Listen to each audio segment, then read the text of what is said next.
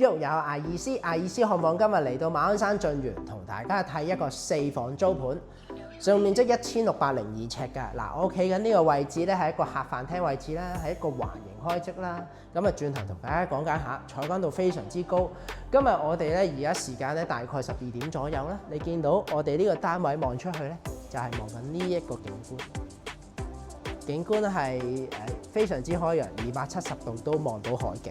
仲要啊！我呢個位置咧係坐南向北㗎。如果大家有興趣，歡迎睇到尾啦。好，事不宜遲，同大家睇下感覺。咁我企緊呢個位置咧係一個私人 lift 大堂位置啦。咁啊，本身業主咧預留咗一個大嘅入場鞋櫃，我哋叫組合櫃啦，又可以擺鞋嘅地方啦，可以儲物嘅地方啦。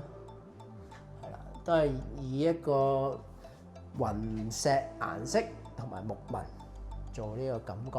呢個客廳非常之闊，係一個環形開則啦。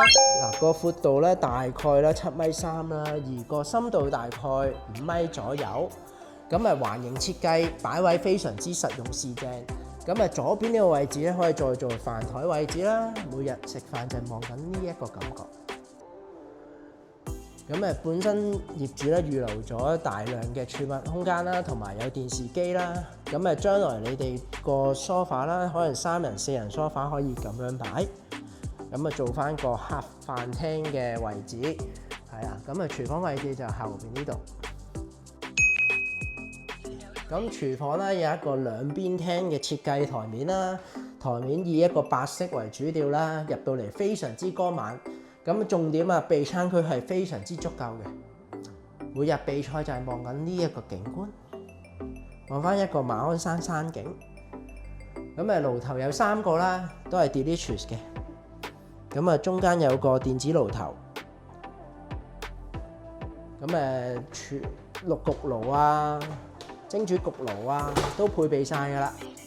仲要有紅酒櫃。咁啊，姐姐房位置側邊呢個位置咧，就有2台嘅洗衣乾衣機啦。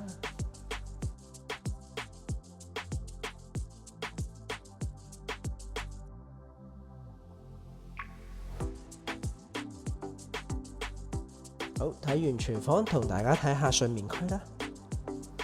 右手邊係一個長走廊位置啦，咁啊配落地玻璃，感覺非常之通爽。望翻自己嘅泳池景同埋山景。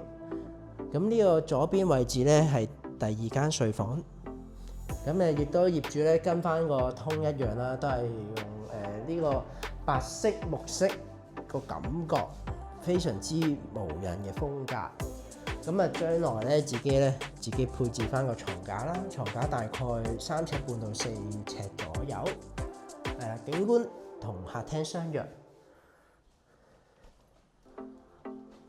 咁嚟到第3個睡房，嗰個組合櫃個感覺一樣嘅，都係有衣櫃、書台、飾櫃，有啲儲物空間都 OK。咁一樣自己要配置翻床架啦。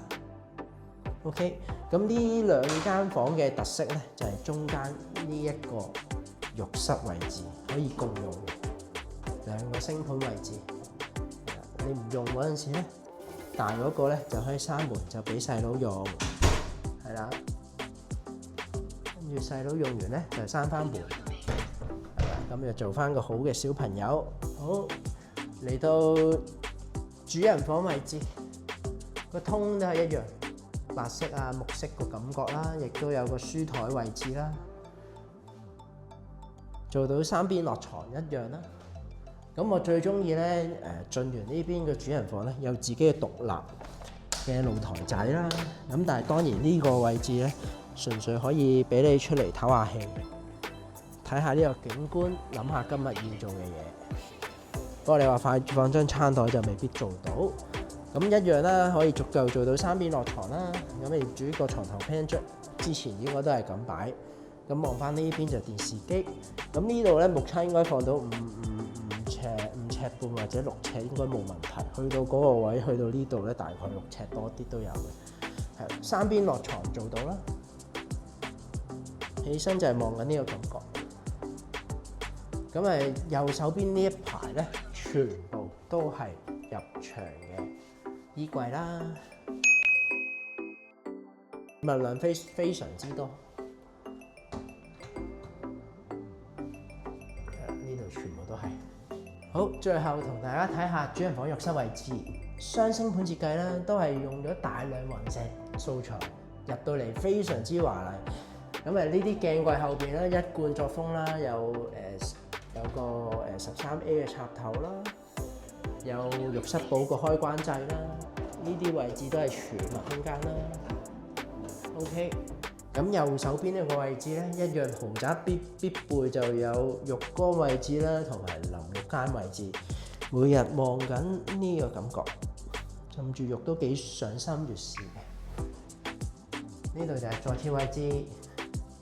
最後，如果大家想睇樓，歡迎預約我啦，我係牙醫師，我會不定時更新其他樓盤俾大家睇下或者了解。拜拜。